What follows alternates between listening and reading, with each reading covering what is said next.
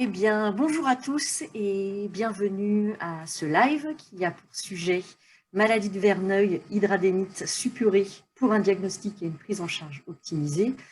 Cette soirée est organisée dans le cadre de la tournée du bus Fondapro, qui est une fondation sous égide de la Fondation de France qui a pour but de promouvoir la sécurité du patient et de prévenir le risque médical.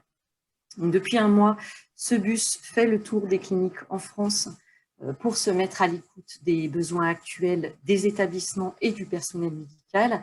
L'idée, c'est de faire un retour d'expérience de la gestion de la crise sanitaire sous forme de discussion qu'on restituera par un livre blanc. C'est également l'opportunité pour nous donc, de mettre en lumière des pathologies qui sont encore mal connues, alors que les traitements sont trouvés plutôt efficaces. La volonté de Fondapro, c'est d'ouvrir une tribune par le biais de ces soirées live pour informer les patients et les médecins sur ces maladies et leur traitement en faisant intervenir des experts. Donc, nous avons avec nous ce soir le docteur Philippe Guilhem, chirurgien viscéral et digestif à la clinique du Val-d'Ouest à Écully, et qui est également vice-président du réseau Verneuil, membre de l'Association française de chirurgie, qui a écrit une vingtaine d'articles sur cette maladie de Verneuil dans des revues scientifiques et médicales internationales. Nous avons également Madame Christelle Perrat, DIBOD, titulaire du DU Play et Cicatrisation, qui travaille également à la clinique du Val-d'Ouest. Madame Hélène Rénal, présidente de l'association Solidarité Verneuil, et Madame Élise Ville, une patiente qui a accepté de partager avec nous son expérience. Sans plus tarder, je vais maintenant laisser la parole au docteur Guilhem. Bonjour, merci beaucoup. Merci à la Fondation branchée Fondapro de nous permettre de parler de cette maladie qui souffre encore d'un retard diagnostique important et de difficultés dans la prise en charge thérapeutique. Donc voilà, si vous voulez bien lancer les diapositives, s'il vous plaît. La suivante, voilà mes conflits d'intérêts. Et on peut passer à la suite sur la définition de cette maladie de Verneuil. Alors, elle s'appelle maladie de Verneuil en France parce qu'elle a été décrite par un chirurgien parisien. Elle est bien connue dans la littérature internationale sur le nom d'hydradénite suppurée. Et c'est une maladie inflammatoire chronique et récidivante qui affecte la peau qui contient les glandes sudoripares apocrines. Diapositive suivante. Alors, sur le plan physiopathologique, c'est une maladie du follicule pileux, c'est-à-dire du poil, de la gaine du poil et de certaines glandes qui se jettent dans la gaine du poil, certaines glandes de la sueur et les glandes sébacées. Donc, le point de départ, la première lésion qu'on voit à l'examen au microscope, c'est l'occlusion du follicule pileux. Suivant. Et en fait, cette occlusion du follicule pileux s'accompagne d'une inflammation qui est favorisée par plusieurs facteurs. Diapositive suivante.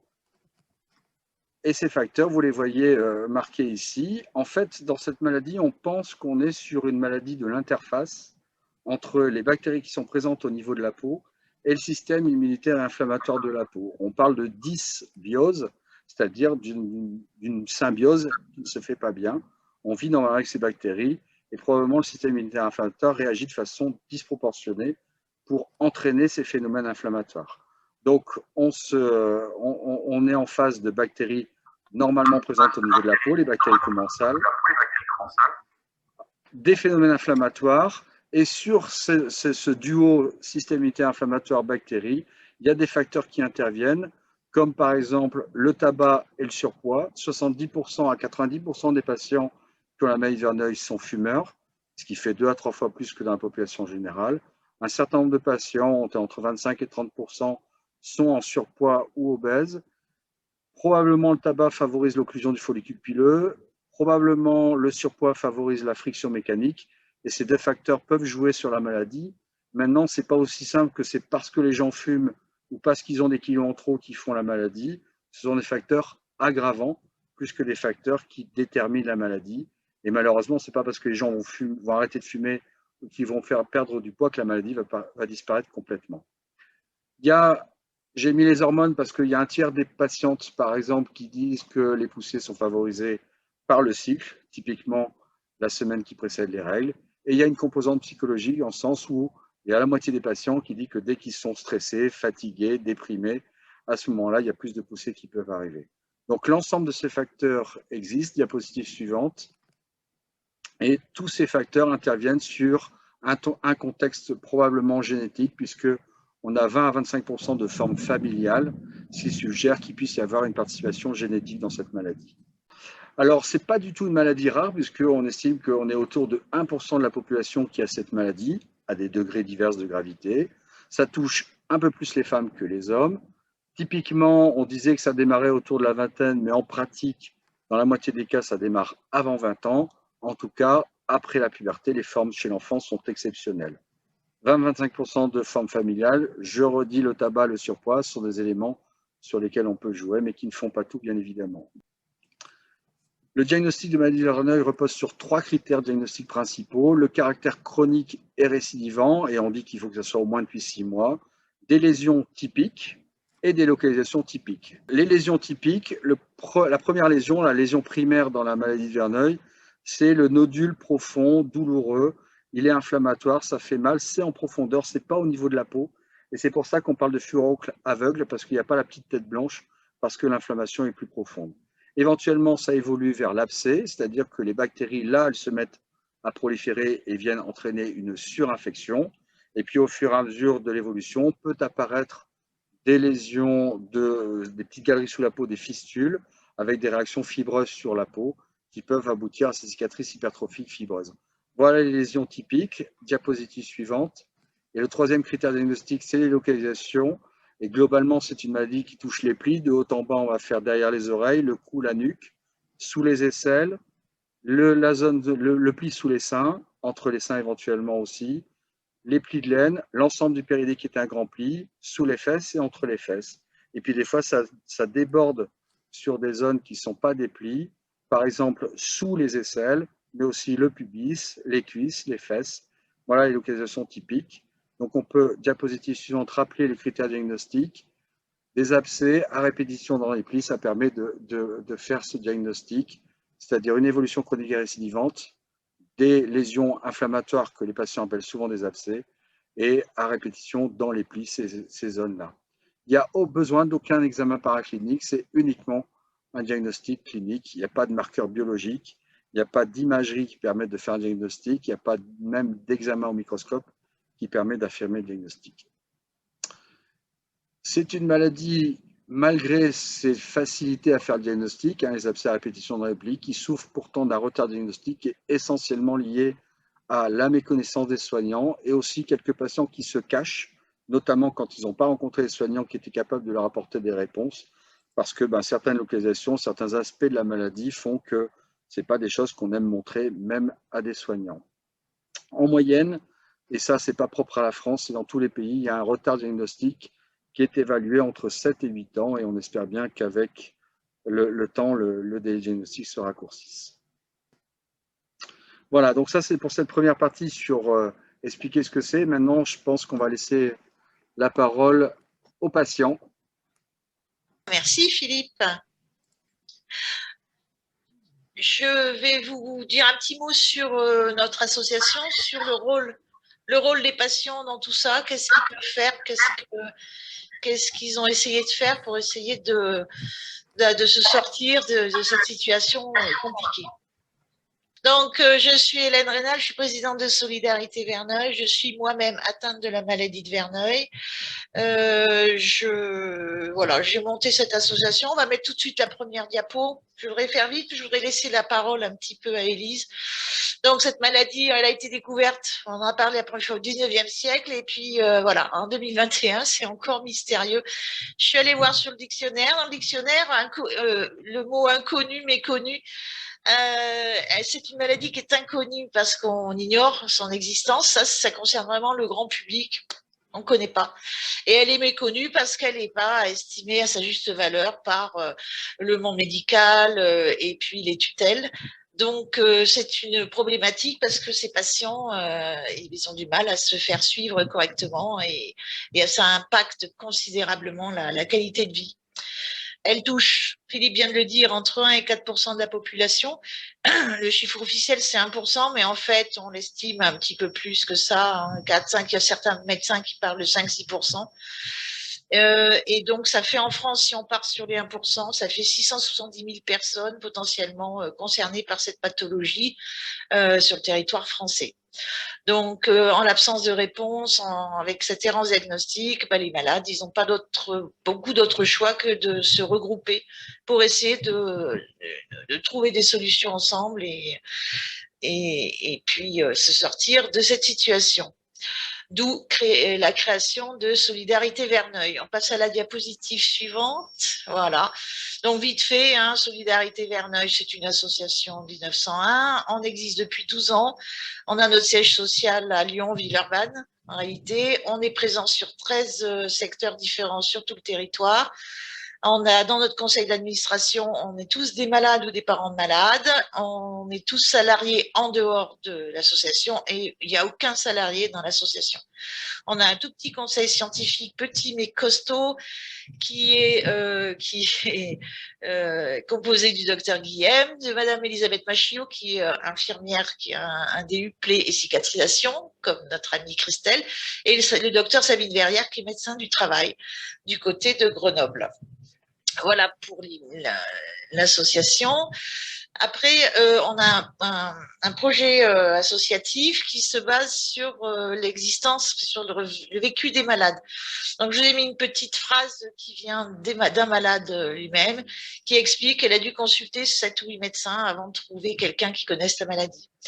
Donc ça, c'est un problème d'errance, c'est un problème ça revient très régulièrement. Les malades ne savent pas où aller, ils tombent sur des médecins qui connaissent pas la maladie. Donc nous, on va les orienter parce que on a repéré les malades qui connaissent bien, ceux qui sont sympas, ceux qui sont désagréables, etc., etc.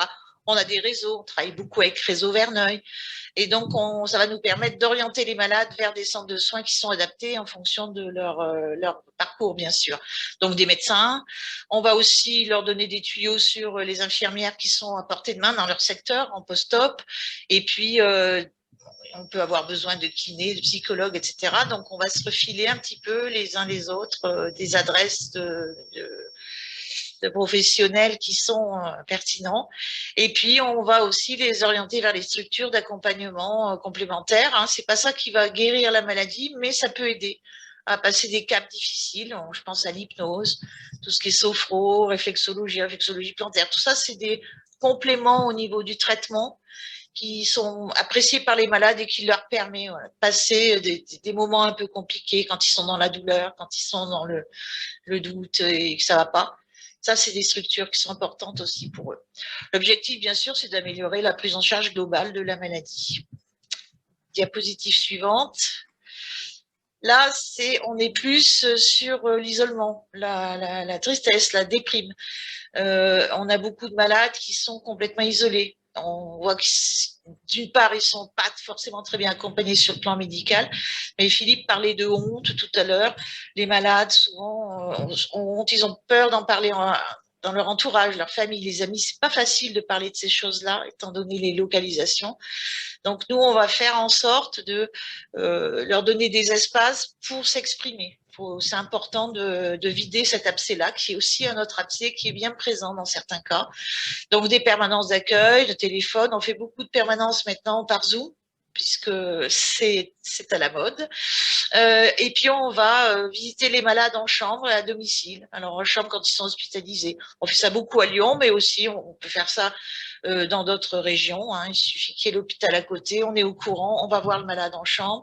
On organise des espaces d'échange, bien sûr, des rencontres amicales. Il y a des petits liens sur les réseaux sociaux. On va leur donner des petits coups de main, ceux qui sont pas dans la région qui n'habitent pas dans la région où ils vont se rendre pour être hospitalisés. On va aller les chercher à la gare, à l'aéroport. On les accompagne. Et puis, on va leur proposer un petit système de conciergerie. On va leur prêter une bouilloire. On va leur faire tourner une machine à laver. Vous voyez, ce genre de choses. On est vraiment très dans l'action, pour aider ces gens-là à surtout verbaliser les choses. Et l'objectif final, c'est de prévenir les actes suicidaires, parce que malheureusement, ce sont des choses qui arrivent dans l'association. On a eu plusieurs exemples de malades qui, faute de pouvoir échanger là-dessus, ont on fait des bêtises, enfin des tentatives, pas des tentatives, mais voilà. Donc nous, on est là pour leur favoriser la parole et leur donner un petit peu l'énergie pour aller de l'avant. On va passer à la diapositive suivante. Alors après, voilà, on a en tant que malade, on rencontre pas mal de médecins qui vous disent des choses qui, c'est pas cohérent d'un médecin à l'autre. On parlait de tabac tout à l'heure, on parle de surpoids. Certains médecins savent pas trop quoi dire, alors ils disent oh bah, c'est parce que vous êtes trop grosse. Bon, moi on connaît plein de malades qui sont très maigres. Donc du coup tout ça, ça fait une espèce d'incohérence et les malades ne savent pas finalement ce qu'ils ont. Pourquoi c'est là, comment ça marche. Les médecins prennent pas tout le temps, à part Philippe qui prend le temps d'expliquer les choses, mais je crois bien que c'est une exception, cet homme-là, parce que très souvent, les médecins, ils expliquent pas. Et s'ils expliquent, ils expliquent avec des termes hyper savants. Donc, les malades sont perdus. Donc, nous, on n'est pas médecins, on va pas leur donner des cours, mais on va essayer de s'adapter, puis leur expliquer un petit peu comment ça marche, au moins de façon générale. Et puis, on va beaucoup parler, on va organiser des débats, des conférences. On en a organisé déjà plusieurs sur Lyon.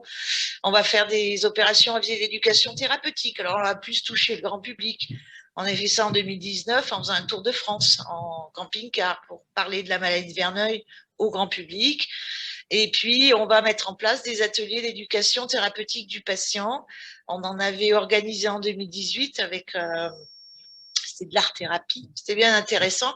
Et là, on vient de faire un partenariat avec une association qui s'appelle Care Utopia et qui va pour nous proposer aux malades des ateliers d'hypnose, de méditation, d'expression corporelle, théâtre, des choses comme ça, qui va permettre aux malades de mieux se connaître. Et quand on se connaît mieux, bah, du coup, quand on comprend mieux ce qui se passe, on s'assume mieux et surtout, on sait ce qu'il faut faire en cas de pépin. L'objectif de tout ça, c'est de réduire ce délai diagnostique de 8 ans et demi, qui est tout à fait insupportable. Plus le grand public sera informé de cette maladie et de ses signes, plus forcément, ça sera facile de le reconnaître et donc d'aller plus vite vers la solution pour vivre le moins mal possible avec cette maladie. Diapositive suivante. Alors après, il y a tous les problèmes, voilà, insupportables, c'est le manque de prise en charge de la sécurité sociale. Là, c'est tout l'aspect administratif. Les démarches administratives sont difficiles. Il y a des problèmes avec la LD, il y a des différences de traitement d'un département à l'autre. La LD dans le Rhône, on va la voir rapidement. À 2 pas d'ici, dans l'Ain, eh ben, on va pas la voir. Donc, il faut faire des démarches. Quand on est fatigué, quand on a mal, quand on est soucieux de ce qui arrive, quand on est en honte, on est tout seul. Et ben là-dessus, on reçoit un papier de la Sécu, ben non, c'est pas possible. Alors, il faut faire des recours, tout ça. Il y a des malades, ils en peuvent plus, quoi. Ils ont pas, voilà, ça s'effondre. Donc, nous, on est là pour les aider. On va leur donner un coup de main pour tout ça, pour monter un dossier auprès de la FDPH. Dans certains cas, c'est nécessaire. Et puis, on va le mettre à disposition du petit matériel post-op en dépannage en attendant que la livraison de pansements soit faite, etc. On a du petit matériel qu'on peut leur passer en cas de besoin. Et tout ça, bien sûr, c'est faciliter l'accès aux soins et puis faire aussi valoir les droits des malades parce que le problème de la LD, par exemple, les frais de transport, Philippe en parlait tout à l'heure, quand vous venez de loin et que vous prenez un VSL, voilà, tout le monde n'a pas les moyens de payer le VSL. Alors, il y en a qui viennent en Blablacar. Moi, j'ai vu des gens venir se faire opérer à Lyon en Blablacar, les récupérer sur le parking. Donc, tout ça, c'est des problèmes administratifs, c'est des refus, c'est des demandes, des ententes préalables, etc. Et pour certains malades, c'est très, très lourd à supporter.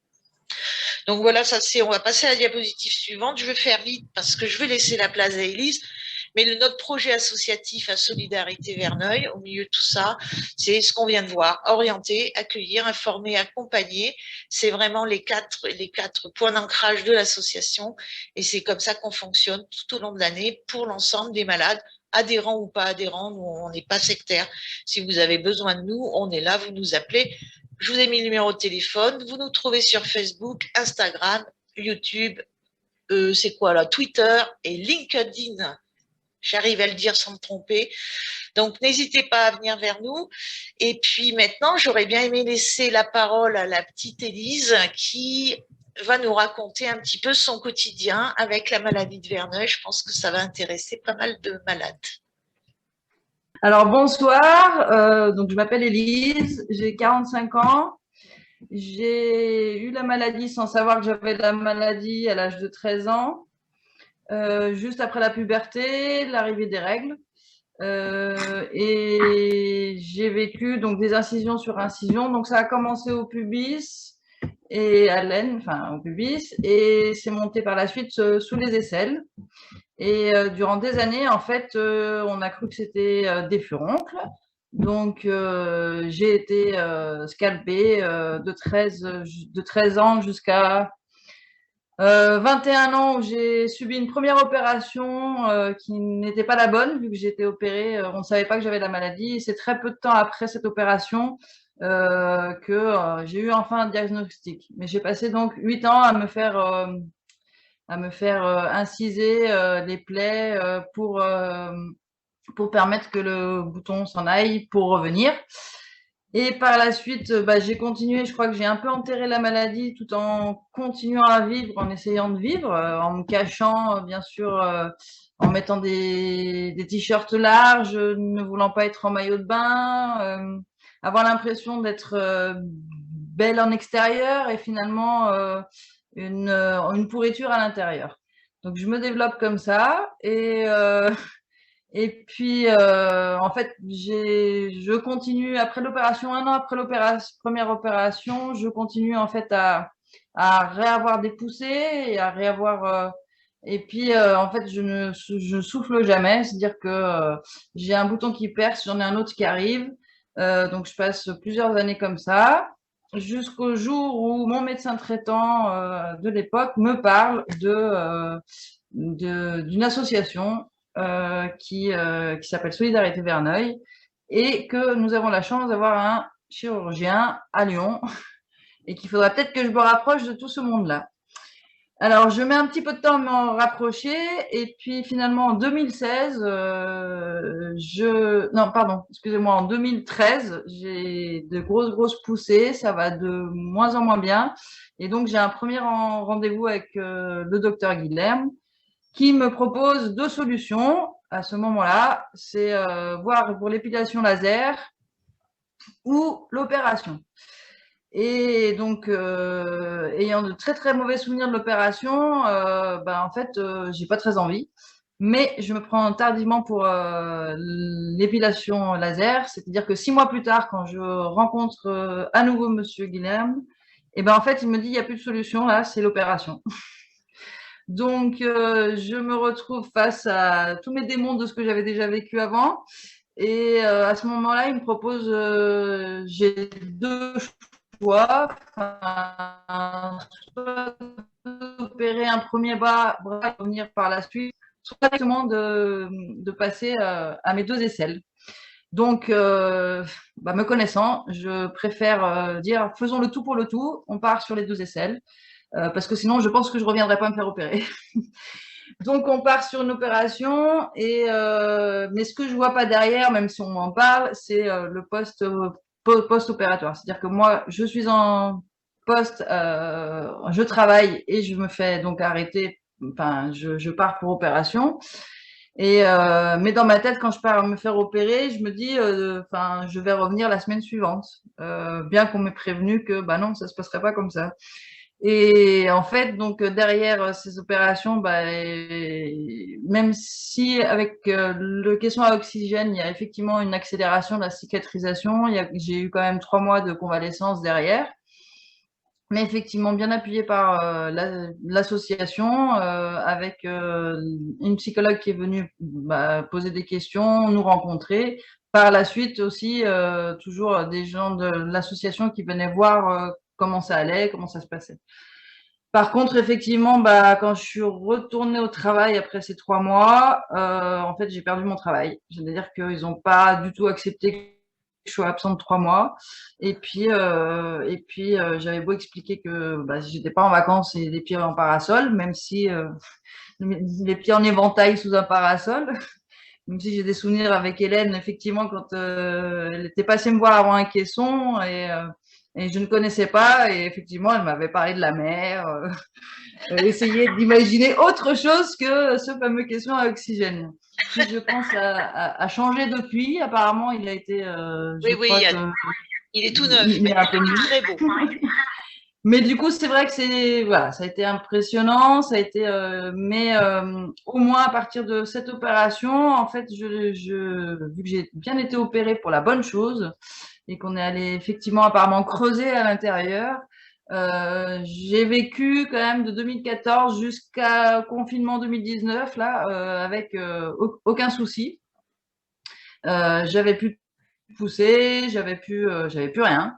Jusqu'au confinement où j'ai recontacté le docteur Guilherme, on s'est vu par Zoom, vu qu'on était au premier confinement, et j'ai eu donc une repoussée au pubis, donc retour en arrière pour moi, parce que ça s'était arrêté, et par la suite à nouveau sous les bras.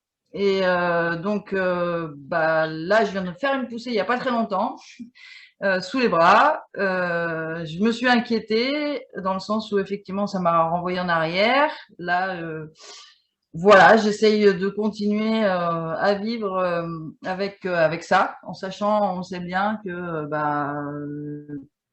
parfois on a la chance, comme moi, où durant 4 ans j'ai rien vécu, j'ai rien eu. Ça fait du bien, ça permet de souffler. Mais voilà, c'est de retour, mais voilà, c'est reparti. J'ai revécu effectivement une crise où c'était très très douloureux, mais qui semble s'être tempérisée pour le moment. Mais ça a été voilà, pour moi, ça a été un parcours. Ça a été du point de vue familial, on en parlait tout à l'heure, ou même des amis, mais du point de vue familial, ça a été très marquant aussi. C'est-à-dire que j'ai eu des réflexions comme quoi je ne savais pas me laver, par exemple, que c'était dû au fait que je ne savais pas me laver, que j'avais ça. Donc voilà, quand on a 13 ans, 13-14 ans, qu'on est en train de devenir adulte, enfin de changer, c'est difficile de se faire une identité. Donc oui, psychologiquement, je pense que ça joue. Par rapport aux amis, c'est pareil, j'ai pu en parler en confidence peut-être au départ, et puis c'est vrai qu'avec la rencontre de Solidarité Verneuil, je pense que en fait la parole s'est libérée, et aujourd'hui j'en parle ouvertement. C'est-à-dire que j'ai pas de souci à en parler en fait. J'ai réussi peut-être à exorciser grâce, je pense, à Solidarité Verneuil, où le fait d'avoir rencontré des malades et de se sentir effectivement moins seul, de se rendre compte que non, on n'est pas juste un extraterrestre, que ça arrive à d'autres. Moi, ça m'a fait beaucoup de bien, effectivement, après les opérations, les rendez-vous à Villeurbanne, où j'ai pu rencontrer d'autres malades et de me rendre compte que, voilà, on ressentait tous un petit peu la même chose dans les discussions, dans les échanges, dans notre façon d'être, et notamment moi, j'ai vu qu'on avait tous de l'empathie. J'ai eu l'impression que c'était une marque de fabrique de la maladie. On a l'impression de ressentir, et c'est ce qui était agréable quand j'ai rencontré les patients. On se retrouvait à savoir ce qu'avait l'autre, et ça soulage aussi de se retrouver avec des gens qui savent de quoi on parle sans pour autant se renfermer. Voilà ce que je pourrais dire de mon parcours. Merci. Tu penses que ta rechute en 2019, tu penses que c'est un effet du confinement, ou elle serait venue quand même s'il n'y avait pas eu ce stress? Alors pour moi, je pense qu'il y a eu excès de stress, effectivement, à un moment donné. Même, je peux pas dire si elle serait venue ou non. Aujourd'hui, on n'est plus en confinement, et la semaine, il y a 15 jours, c'est revenu. Donc pour moi, c'était oui, le fait de ne pas savoir où on va, je pense, et ce questionnement. Donc je pense que moi, c'est très lié quand même au psychologique aussi, où du coup j'ai quelques faiblesses psychologiques, je pense. Je sais pas si on dit des faiblesses, mais du coup, voilà, dès qu'il y a un stress, dès qu'il y a de la fatigue, effectivement, et je pense que là, le confinement, au moment où c'est arrivé, on savait pas où on mettait les pieds, on savait pas où on allait, et du coup, je pense que la maladie en a profité. Voilà, je vous ai remis mes conflits d'intérêts au cas où vous vouliez faire des cadeaux. Non, plus sérieusement, diapositive suivante. Les principes de traitement, c'est essentiellement la multidisciplinarité. C'est une maladie qui est dermatologique, mais dans les intervenants, il y a le chirurgien et puis il y a aussi d'autres intervenants paramédicaux, Christelle en reparlera, et d'autres intervenants médicaux, notamment dans le cadre des comorbidités. Et on peut parler de l'association possible de la maladie de Verneuil et d'autres maladies inflammatoires, qu'elles soient digestives comme la maladie de Crohn ou rhumatologiques comme la spondylarthrite ankylosante. Et donc, c'est vraiment des décisions thérapeutiques qui doivent être partagées parce que certains médicaments vont être utiles pour l'une de ces maladies et pas forcément pour la comorbidité. Et un autre principe très important, c'est l'adaptation au cas par cas. Chaque patient a son histoire, a eu ses mesures thérapeutiques préalables. Par exemple, quelqu'un qui a eu des antibiotiques pendant 10 ans et quand vous lui demandez ce qu'il a eu, il vous fait la liste et quand vous dites on va peut-être pas démarrer les antibiotiques parce que par rapport à tout ce que vous avez eu, on sait très bien que ça ne marche pas. Voilà, ça c'est quelque chose d'important à pouvoir s'adapter pour ça. Diapositive suivante. Alors on l'a dit, on est sur une maladie de l'interface entre les bactéries et le système immunitaire inflammatoire. Et ben, du coup, on a deux façons déjà médicamenteuses d'aller agir sur cette maladie. Soit on tape sur les bactéries avec les antibiotiques, soit on essaie de contrôler le système immunitaire inflammatoire pour qu'il arrête de s'activer au moindre contact avec les bactéries. Diapositive suivante. Alors, premièrement, qu'est-ce qu'on peut faire lorsqu'il y a une poussée? L'idée, c'est de dire les bactéries induisent l'inflammation. On va mettre en place des antibiotiques pour essayer de traiter l'inflammation. Ça sera d'autant plus efficace qu'on va commencer rapidement le traitement antibiotique. Si on attend que l'inflammation soit installée, qu'elle soit très importante, ce n'est pas parce que vous allez supprimer les bactéries que l'inflammation va disparaître. Donc l'idéal, c'est d'être le plus précoce possible. Et pour ça, c'est pas mal de se servir de ce que les patients ressentent.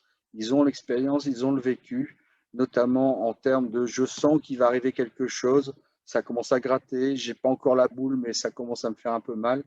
Et avec ça, ils arrivent à dire c'est bon, demain j'aurai une poussée. Si c'est ça, c'est pas demain qu'on attend pour avoir confirmation et traiter, c'est peut-être dès le soir même qu'on commence à traiter. Alors, on pense à une infection de la peau, donc on va partir sur du staphylocoque, et classiquement, c'est la piostacine, mais en fait, la recommandation d'experts, c'est plutôt de partir sur l'augmentin, mais on garde quand même la piostacine, et puis on garde d'autres antibiotiques, comme les macrolides, le Ciflox, le Flocet, dans les allergies, etc. Bien sûr, on peut rajouter des topiques locaux, que ce soit des antibiotiques, ou que ce soit d'autres choses, et là, les patients, en général, eux aussi, de leur côté, font pas mal d'expérimentations avec de l'argile verte, avec des cataplasmes, avec des plantes, des huiles essentielles. Tout ça ne me semble pas être contradictoire avec les médicaments à partir du moment où on recherche l'efficacité. Et si on a de l'efficacité avec l'argile verte plutôt qu'avec l'antibiotique, et bien pourquoi pas, il n'y a pas de souci. Ne pas oublier dans le traitement de la poussée, en plus de l'antibiothérapie, le fait que c'est une maladie qui est douloureuse, donc on a le droit de mettre des antalgiques en association, et puis pourquoi pas des pansements, soit parce que ça coule, soit parce que le fait de mettre un pansement qui permet de protéger la zone inflammatoire va réduire les frottements et donc la douleur. Diapositive suivante. Alors là, j'ai parlé de l'antibiothérapie ponctuelle en cas de poussée, et on peut aussi décider de partir sur une antibiothérapie de fond. On n'est plus dans l'idée de on va traiter une poussée au moment où elle arrive, on va être plutôt dans l'idée d'empêcher que les poussées arrivent. Et bien évidemment, ce qui va nous guider entre l'antibiothérapie ponctuelle et l'antibiothérapie de fond, c'est le fait que les poussées sont plus ou moins fréquentes. Quelqu'un qui fait une poussée tous les 3-4 mois, on peut très bien lui donner l'ordonnance anticipative avec les antibiotiques pour qu'il puisse démarrer le traitement dès qu'il sent qu'il y a une poussée qui arrive. Et s'il fait ça 3-4 fois par an, c'est tout à fait jouable. Par contre, si c'est tous les 15 jours, ce n'est pas très intéressant et il vaut mieux passer un traitement de fond. Alors, je vous ai mis toute une liste de médicaments. Dedans, on peut citer les cyclines et l'association dalacine-rifadine sont vraiment les classiques de l'antibiothérapie. Mais il y a d'autres choses qu'on peut donner, notamment pour ne pas utiliser la rifadine qu'on préfère réserver au traitement de la tuberculose et ne pas diffuser pour pas qu'il y ait de résistance du bacille de la tuberculose. On parle du Bactrim, on parle des fluoroquinolones. Il y a des traitements antibiotiques plus lourds qu'on peut utiliser par voie intraveineuse. Rocephin, par exemple, les flagyles. C'est des traitements courts, mais qui permettent d'initier un traitement d'attaque avant de démarrer un traitement d'entretien dans le cadre de cette antibiothérapie de fond. La même chose pour l'Invance. Il y a d'autres choses, il y a des protocoles notamment développés par l'Institut Pasteur tout à fait intéressants pour essayer de mettre en rémission la maladie. L'idée étant que si on tape suffisamment longtemps, voire suffisamment fort sur les bactéries, on va mettre au repos le système immunitaire inflammatoire suffisamment pour que quand il va être à nouveau en contact avec les bactéries, quand on va arrêter l'antibiothérapie de fond, il ne se remette pas immédiatement à se réactiver. Voilà, diapositive suivante. Alors les limites de l'antibiothérapie, le premier qui semble évident, c'est que a priori, quand on va arrêter l'antibiothérapie, les bactéries vont revenir et à nouveau, le système immunitaire va pouvoir redémarrer, sauf quand on essaye comme ça de le mettre au repos, comme je viens d'en parler, sur une antibiothérapie de fond. La deuxième limite de l'antibiothérapie, c'est pour peu qu'on l'utilise de façon répétée ou de façon prolongée, c'est le risque de développement de résistance bactérienne et du coup d'avoir une perte d'efficacité dans l'antibiothérapie. La troisième limite, bien sûr, c'est les effets indésirables, les allergies, les mycoses, les diarrhées, etc. Donc ça, c'est des choses à gérer au fur et à mesure. Il faut prévenir les patients que ça puisse arriver pour qu'ils vous en parlent et pas qu'ils arrêtent le traitement tout seuls dans leur coin parce que ça ne marche pas tout de suite. Et puis en plus, je ne le supporte pas bien. Ce n'est pas la peine de le continuer. Peut-être que ce n'est pas la peine de le continuer. Donc c'est vrai qu'on a régulièrement des problèmes d'observance dans cette maladie, mais c'est important de garder le contact entre le patient et le médecin pour qu'on puisse justement tout le temps adapter les choses. Les intérêts de l'antibiothérapie, c'est que, a priori, quand on met ça en comprimé, on va avoir une action systémique, une action sur toutes les lésions. C'est bien sûr facile d'avoir un comprimé plutôt que des piqûres. Je parlais tout à l'heure d'ordonnance anticipative en cas de poussée. C'est vrai que en lui donnant cette ordonnance qui sera renouvelable et qui pourra être donnée jusqu'à un an, et bien comme ça on renforce son autonomie pour que le patient puisse gérer tout seul les poussées. Ils comprennent très bien comment ça se passe. Et puis les autres intérêts de l'antibiothérapie, j'ai mis un point d'interrogation, c'est préparer la chirurgie. Est-ce qu'on peut, en traitant par antibiotiques, mieux faire la chirurgie? En tout cas, on peut régulièrement me cibler les zones qu'il faut opérer en faisant le tri entre celles qui répondent à l'antibiothérapie et celles qui répondent moins bien à l'antibiothérapie. Diapositive suivante. L'autre balance par rapport à ce qu'on a dit sur cette dysbiose, c'est d'essayer de contrôler le système immunitaire inflammatoire pour qu'il arrête de s'activer à chaque fois qu'il est en contact avec les bactéries. Ce sont les biothérapies qui sont donc un des traitements de fond. On vise spécifiquement les acteurs de l'inflammation, comme par exemple le TNF-alpha.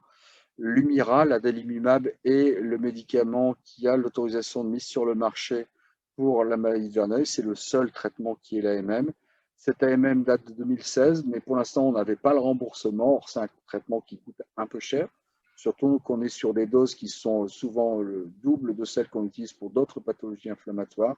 On est entre 1 500 et 1 800 euros par mois, tant qu'on n'avait pas la solidarité du remboursement par la Sécu. C'est des choses qu'on ne pouvait pas utiliser chez les patients. Donc, depuis mars 2021, on a enfin un remboursement pour ce médicament. Intéressant. Un autre anti-TNF-alpha, c'est le Remicade, c'est l'infliximab, mais qui n'a pas l'AMM, mais qu'on peut aussi utiliser hors AMM. Et ce qui est intéressant avec ces anti-TNF-alpha, c'est qu'ils ont montré qu'on pouvait agir sur la maladie de Verneuil par ce biais-là. Et donc actuellement, il y a beaucoup d'essais thérapeutiques en cours pour d'autres biothérapies et on pense bien que dans 1 an, 2 ans, 3 ans, puisque ça prend du temps bien évidemment, on pourra proposer aux patients d'autres traitements de ce type, des biothérapies pour ça. Diapositive suivante. On retrouve avec ces biothérapies les mêmes limites que l'antibiothérapie, c'est-à-dire le fait qu'a priori on est dépendant de ces médicaments et que quand on va les arrêter, il y a des chances que la maladie redémarre. On a aussi le développement d'anticorps produits par le patient contre ces biothérapies et donc avoir finalement une inactivation du traitement, une perte d'efficacité avec le temps. Il y a bien évidemment, comme n'importe quel traitement, des effets indésirables possibles et des allergies possibles. On a moins les problèmes d'observance puisqu'on est sur un traitement qui se fait sous la forme d'injections hebdomadaires ou toutes les 2 semaines. C'est des choses qui sont souvent un petit peu plus facile que ça. Les intérêts, on retrouve là aussi les intérêts de l'antibiothérapie et d'un traitement de fond, l'action systémique globale. Par rapport aux antibiotiques qu'on donne pour quelques mois, les biothérapies sont plus intéressantes parce qu'on peut a priori les donner sur plusieurs années. Les formes auto-injectables finalement ne sont pas si compliquées que ça et Lumira justement a cette capacité d'être auto-administré en stylo-injecteur par les patients. Et on retrouve la même discussion de tout à l'heure, sans démonstration pour l'instant, sur le fait qu'avec les biothérapies, on pourrait peut-être mieux opérer les patients, mais ça demande à être prouvé. Diapositive suivante. Alors, on a parlé de ces alternatives thérapeutiques médicamenteuses. Alors, j'ai mis la chirurgie qui vient couvrir ça. Ce n'est pas pour dire que c'est mieux de faire la chirurgie par rapport aux autres traitements. C'est simplement pour dire que c'est autre chose que ces traitements médicamenteux. On est sur une autre philosophie. Globalement, les antibiotiques, les biothérapies cherchent à contrôler les choses. La chirurgie va chercher à enlever les lésions de maladie de Verneuil. En fait, c'est des objectifs différents. Il ne faut pas opposer chirurgie antibiotique, chirurgie biothérapie. C'est plutôt des méthodes complémentaires qu'on peut d'ailleurs associer chez un même patient pour traiter la maladie. Diapositive suivante.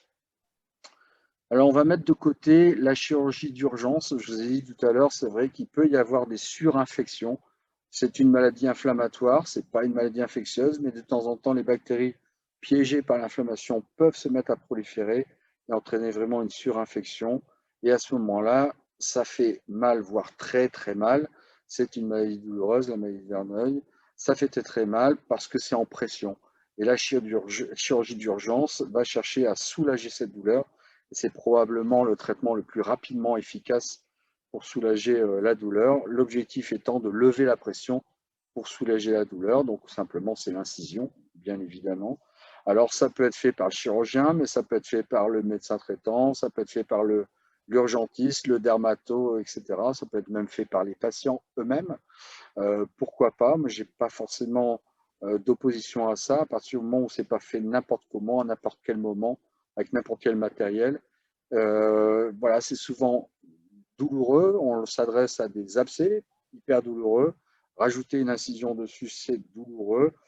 Les anesthésies locales ne marchent pas très très bien. Donc, quand en tant que médecin, vous faites ça au cabinet, aux urgences, voilà, sachez que en fait, ça fait super mal et que a priori, on n'arrivera pas à contrôler la douleur avec la xylocaïne ou avec la cryo ou avec le Méopa, le gaz hilarant. Voilà, moi je suis chirurgien, j'ai un accès au bloc, c'est vrai, donc on prend les patients au bloc pour les endormir même quelques minutes, le temps d'inciser. Il faut bien comprendre qu'on est sur un traitement uniquement de la douleur. On ne cherche pas en fait à traiter la maladie de Verneuil, on cherche juste à soulager la douleur. C'est donc pas un traitement de la maladie parce qu'on s'attend, en laissant la lésion en place, à une récidive. Et ça, c'est un message important à faire passer aux patients. Voilà, il y a des patients qui disent bah ouais, je me suis fait inciser 3 fois aux urgences, ça revient. La chirurgie, ça ne marche pas. Ben non, ça ne va pas marcher sur la maladie de Verneuil, ça va marcher sur la douleur, bien évidemment. Il faut bien faire la distinction entre cette chirurgie d'urgence et le deuxième type de chirurgie dont on va parler, qui est une chirurgie plus à visée curative. On essaie d'éviter la chirurgie d'urgence. Maintenant, quand il faut la faire, on la fait, mais on essaie les antibiotiques. Et ce n'est pas tellement le cas en France, mais ça commence vraiment à se développer. C'est plus dans les pays anglo-saxons. On essaie les injections intralésionnelles de corticoïdes. Ça peut faire mal au moment où on injecte, puisqu'on augmente justement cette pression. Mais on peut peut-être arriver à soulager les patients en 24 ou 48 heures. Diapositive suivante. Deuxième type de chirurgie, là c'est une chirurgie curative. L'objectif c'est qu'il n'y ait pas de récidive à l'endroit opéré. Et pour remplir ces objectifs, premièrement, il faut vraiment tout enlever. On a signalé tout à l'heure que les lésions de la maladie de Verneuil comprenaient des fistules, des galeries sous la peau qui se développent. C'est sûr que si on enlève la lésion mais qu'on laisse une fistule quelque part, c'est pareil que si on avait simplement incisé, on laisse de la maladie en place et la récidive est très très probable. Donc il faut vraiment faire de la chirurgie large où on enlève tout.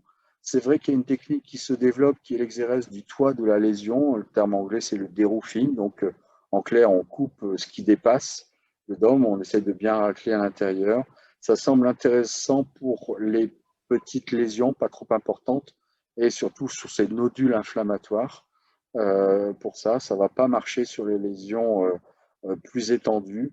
Éventuellement, si c'est une lésion de fistule assez superficielle et assez simple, pas avec des trajets complexes, on peut aussi avoir des effets intéressants. La chirurgie de référence reste cette chirurgie d'excision large de la lésion, dont on va voir ça. Cette chirurgie curative a deux parties.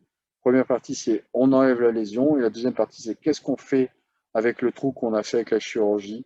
Et la recommandation va être plutôt d'aller vers la cicatrisation dirigée, c'est-à-dire on va faire des soins infirmiers, Christelle pourra en reparler, pour laisser cicatriser de la profondeur vers la surface. En fait, si on ferme ces plaies chirurgicales, on a vraiment un risque d'enfermer des bactéries dedans et du coup de créer les conditions de la récidive. Diapositive suivante.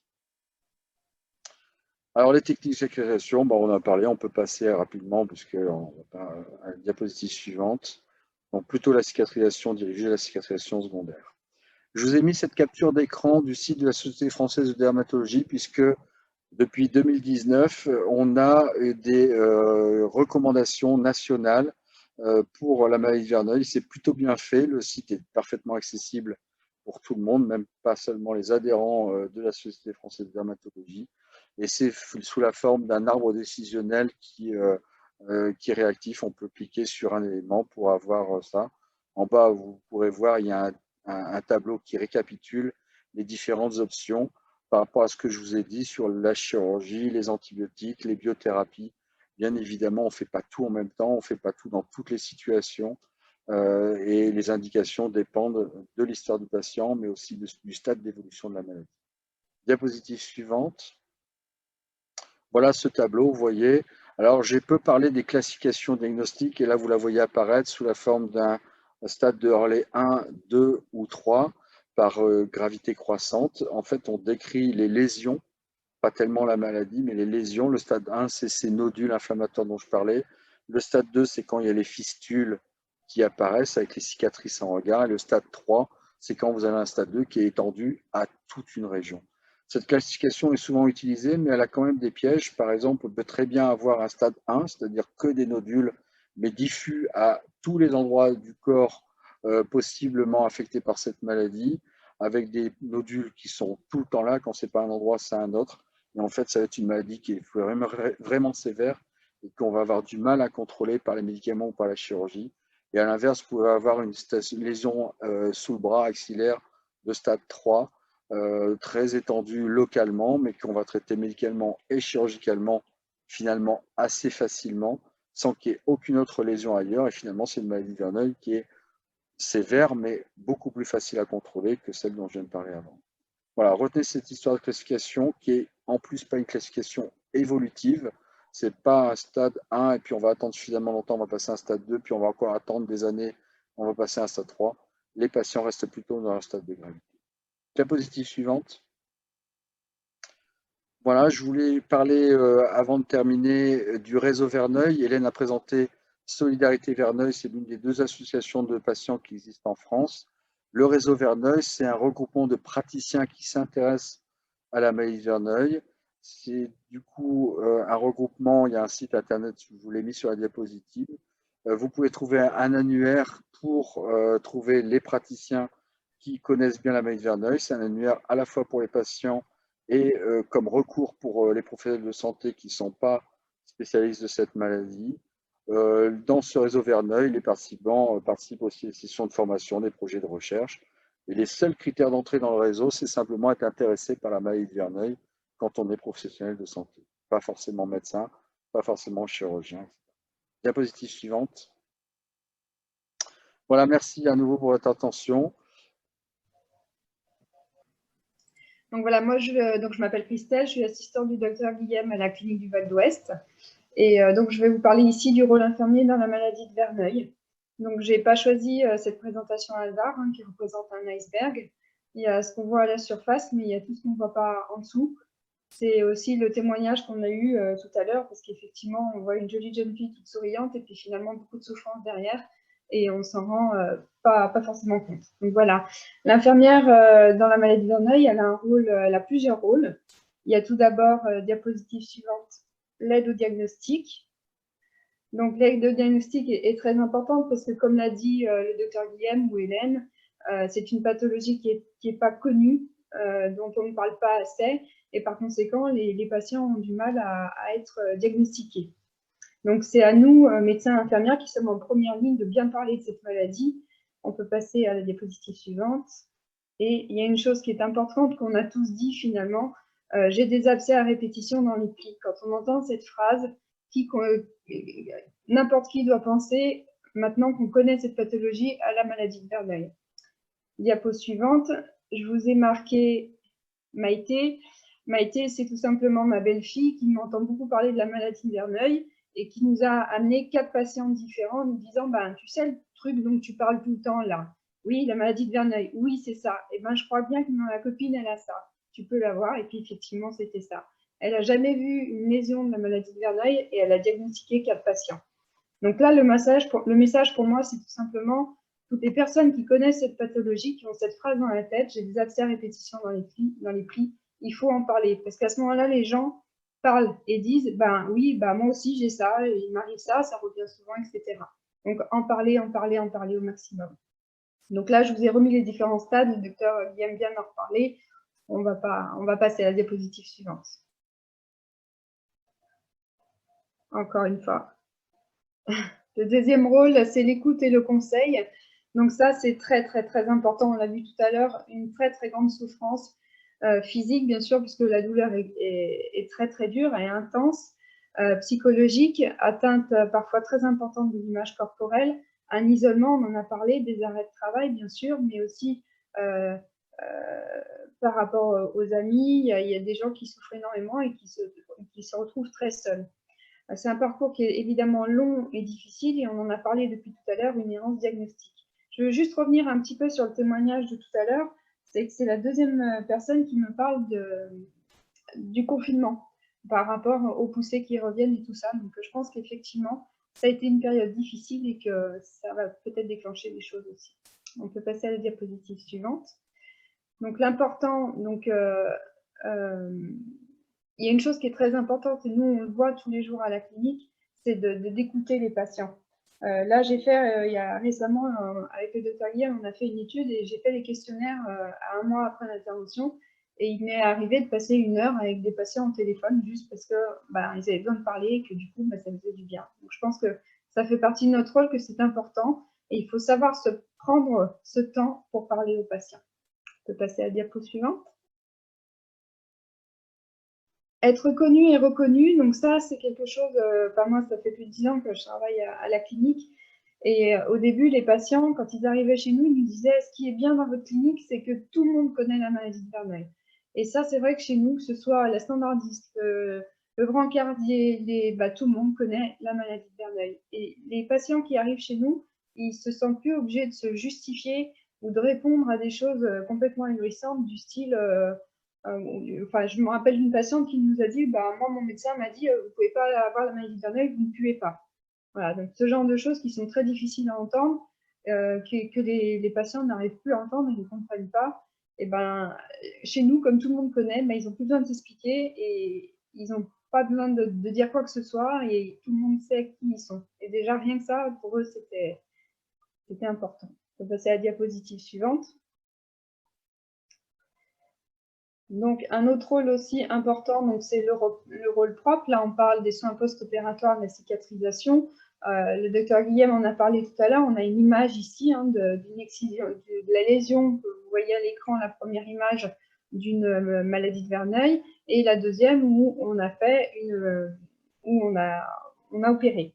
Donc ça engendre pas mal de soins qu'il faut expliquer, et notamment, là aussi, c'est important d'en parler parce que ce soit dans le monde médical ou dans le monde paramédical, le domaine de la cicatrisation est mal connu et les plaies cavitaires comme ça, des fois, il y a un petit peu du mal. Donc, on peut passer à la diapo suivante. Pardon.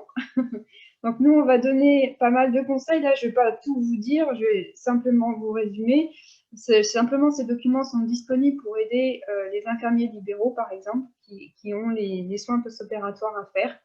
Bien insister sur la douche parce que pour cicatriser, on a besoin d'oxygène et d'eau.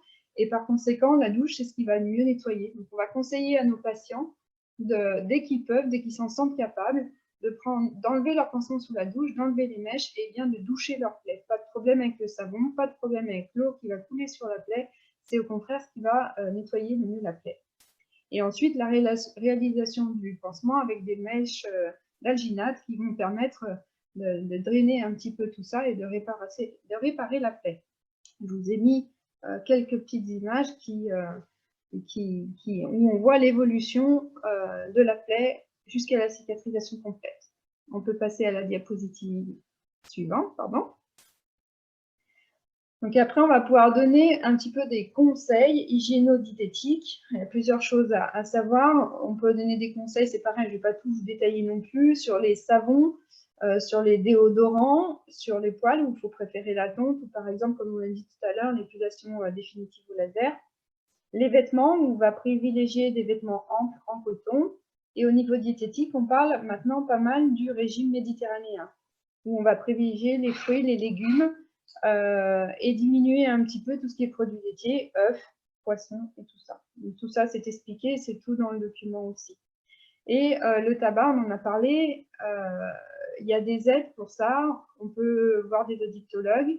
Il y a les substituts nicotiques qui sont pris en charge et qui vont aider les patients à diminuer le tabac. Il faut savoir, moi, quand j'ai fait le DUP à cicatrisation, ça m'a marqué, il faut savoir qu'une cigarette, ça enlève 1h30 de cicatrisation.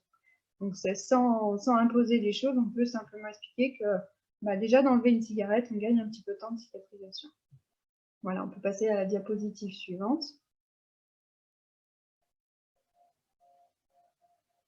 Encore une fois, je suis désolée. Voilà, une chose importante aussi, c'est les cicatrices. On n'en parle pas suffisamment. Une cicatrice, ça peut évoluer jusqu'à 12 et 18 mois.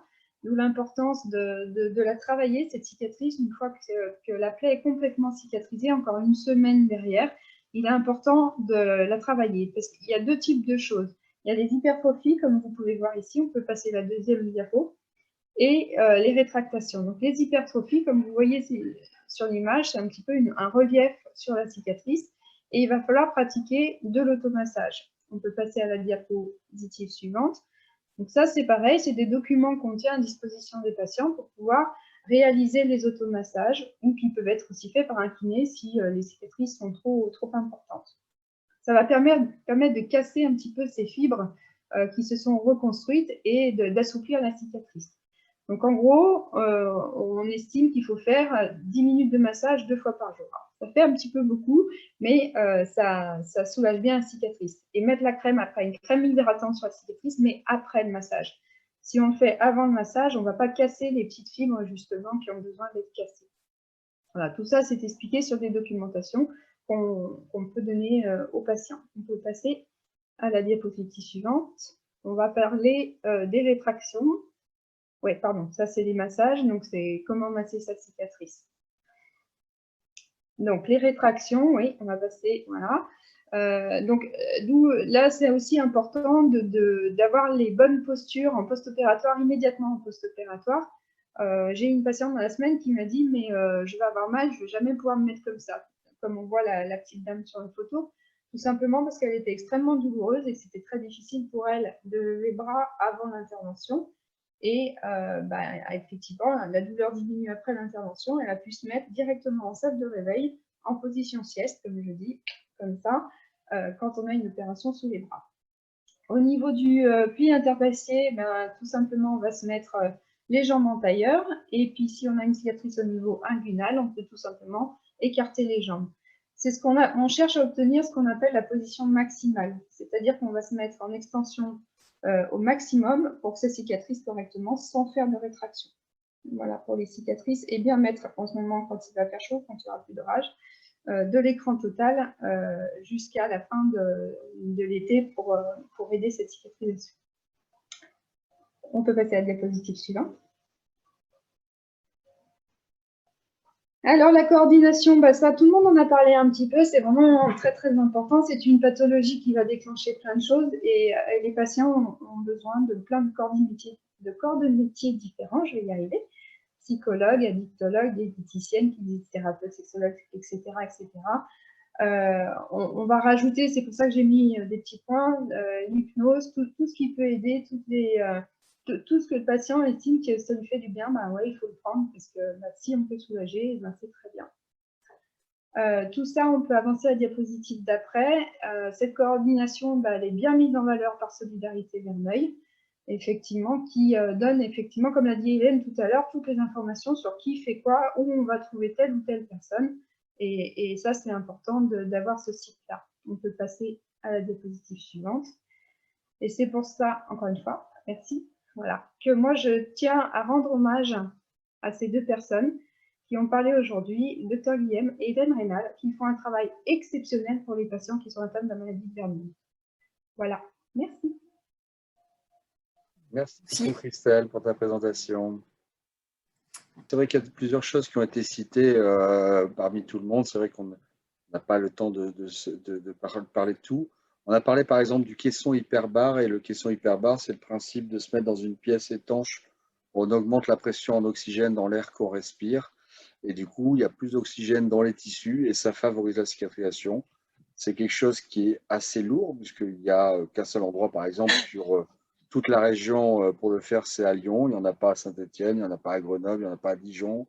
Donc voilà, si on veut faire quelque chose à part Clermont-Ferrand, c'est que sur Lyon. Donc quand on est prêt, ben, c'est facile.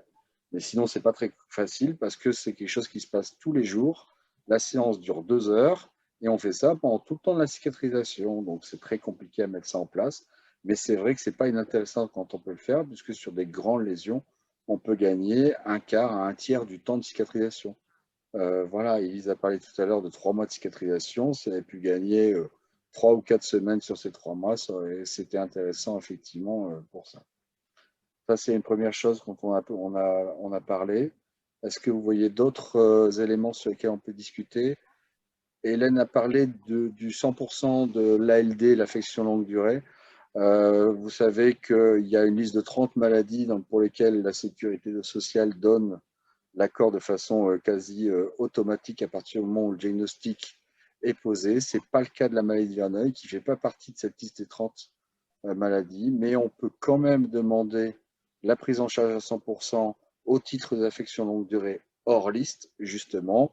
Alors, ce n'est pas à faire pour tous les patients, parce que vraiment, il y a des patients qui ne nécessitent pas cette prise en charge, mais à partir du moment où il y a des traitements lourds, où il y a des interventions chirurgicales répétées, ça peut être très intéressant en termes de prise en charge des pansements, des mèches, etc., mais aussi lorsqu'il y a des arrêts de travail répétés. S'ils sont dans le cadre de l'ALD, ce n'est pas la même chose au niveau des indemnités. Hélène a parlé de la MDPH, la possibilité de faire des reconnaissances de travailleurs handicapés. Là aussi, c'est des choses qui sont possibles. Certains patients nécessitent cette reconnaissance de travailleurs handicapés pour l'impotence fonctionnelle qu'ils peuvent avoir au travail.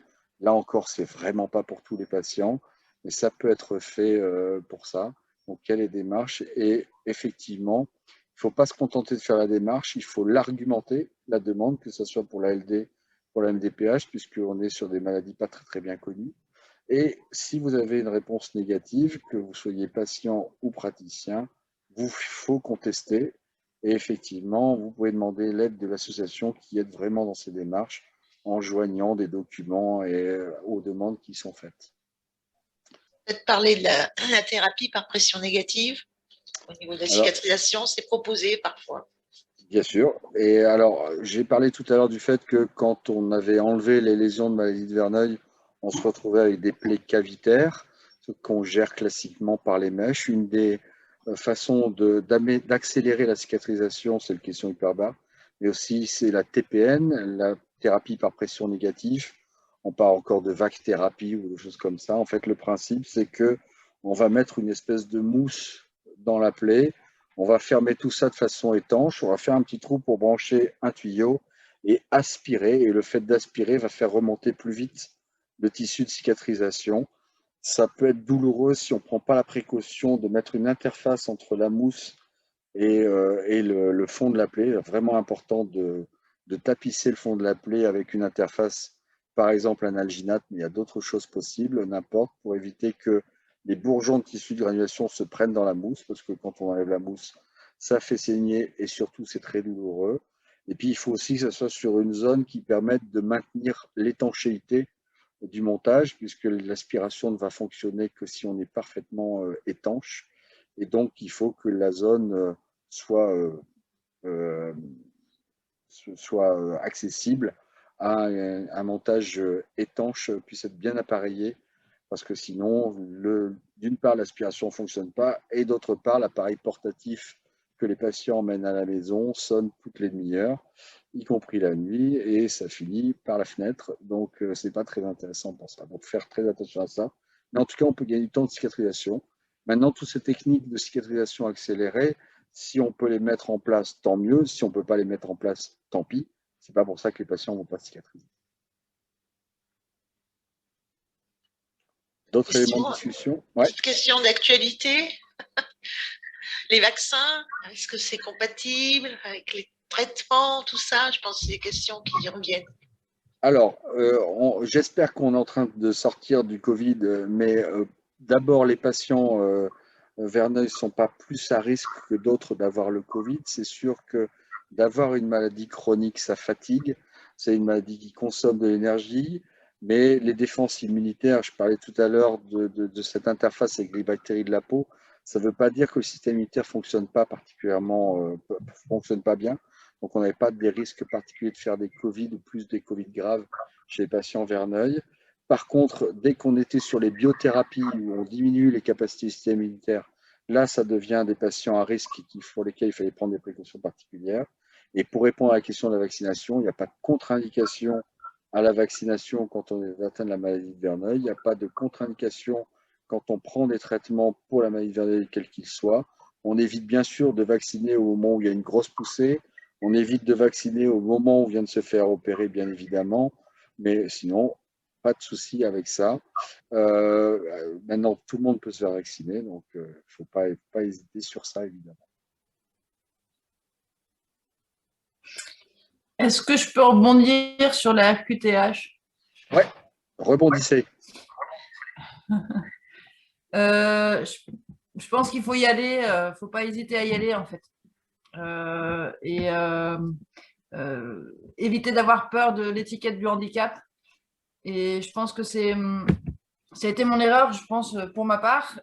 C'est de pas, à l'époque, je ne connaissais pas qu'il y avait de la reconnaissance de travailleurs handicapés. Et je pense que ça m'aurait été bien utile, effectivement, dans mon travail, sachant qu'il y a des arrêts, parfois il y a des arrêts qui s'accumulent. Et d'avoir une reconnaissance en tant que qualité de travailleur handicapé, ça permet, je pense, de travailler dans des circonstances autres, et même si on n'a pas forcément assez expliqué. Donc, s'il y a des malades qui m'entendent, n'hésitez pas à tout faire pour faire cette reconnaissance. Voilà, moi je serais un peu nuancé par rapport à ça. Non, mais c'est très bien. Globalement, si vous êtes en poste et que vous avez une maladie de Verneuil sévère, je pense qu'effectivement c'est intéressant parce que ça va vous permettre d'adapter le poste de travail, notamment en lien avec la médecine du travail, qui doit être votre allié. Là-dedans, c'est pas du tout votre ennemi, la médecine du travail. Et ça permet éventuellement de préserver l'emploi, justement. C'est pareil, clairement, c'est plus difficile de virer quelqu'un qui a un statut de travailleur handicapé.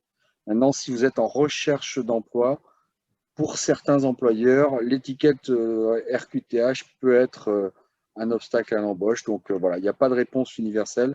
Par contre, se poser la question et de voir si dans ma situation à moi de patient en travail ou pas en travail, ça peut être intéressant d'avoir RQTH, ça c'est effectivement, il faut se poser des questions, il faut se renseigner, il faut discuter avec les patients, comme le témoignage d'Élise qui est important pour dire n'ayez pas peur, vous pouvez en avoir besoin et ça peut être bénéfique.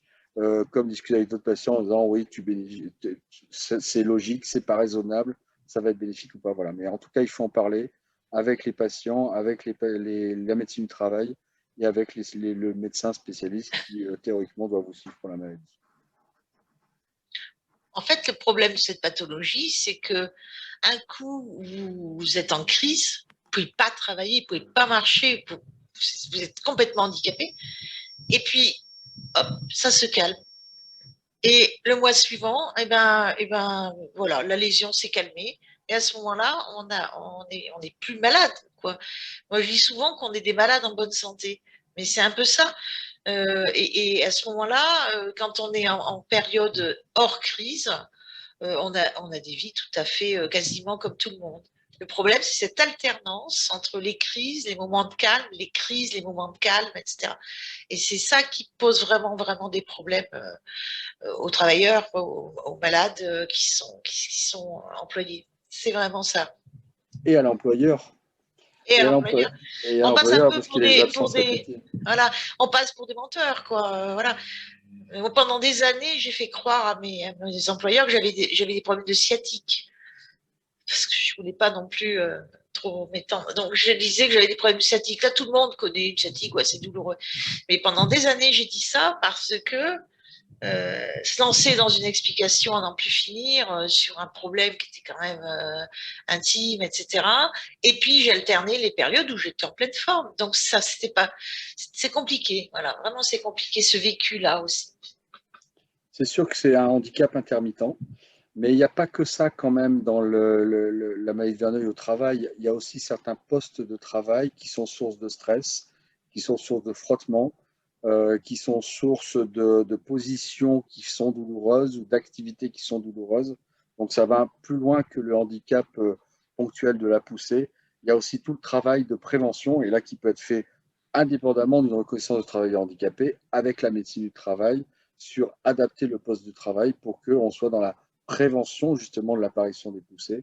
Et là, ça peut être intéressant pour tout le monde, le patient et l'employeur, bien évidemment. Alors, Muriel, sur le chat, elle met qu'on peut en parler à son employeur. Là aussi, je vais mettre de la nuance. Hein. Pensez toujours à... Élise a parlé tout à l'heure d'empathie. Donc, à quoi pense l'employeur? Il a deux personnes en face de lui, une qui est malade et qui peut s'absenter parce qu'en plus, elle a été franche, elle lui a expliqué que peut-être demain, elle ne pourra pas venir parce que peut-être qu'en 12 heures, il y a une grosse lésion qui va arriver. Et puis de l'autre côté, il y a une personne qui n'en parle pas du tout. Et donc, faire attention à ça. Qui est-ce que l'employeur va privilégier pour une évolution de poste, etc. Mais il n'y a pas de réponse universelle à ça parce que ça peut être très bien aussi une relation franche, amicale avec le N+1 et au contraire d'en parler, ça va être particulièrement aidant pour le patient parce qu'il va récupérer justement là l'empathie de l'employeur, etc. Donc il n'y a pas de réponse universelle, mais méfiance d'afficher forcément la maladie avec des gens qui n'ont pas forcément le même intérêt que vous, tout simplement. Eh bien, merci à vous encore une fois d'avoir ouvert les portes, ouvert les micros et les caméras pour qu'on puisse parler de cette maladie, la faire sortir de l'ombre. Ça, c'est vraiment quelque chose de très, très important. Donc, merci d'avoir ouvert l'accès à tout le monde pour ce webinaire et de permettre l'accès justement a posteriori au replay. Vraiment, merci Parfait. pour tout. Merci à tout le monde. Merci à vous. Bonne soirée. Merci Christelle, merci Élise, merci Muriel, merci Philippe. À bientôt. À bientôt. Et bon match.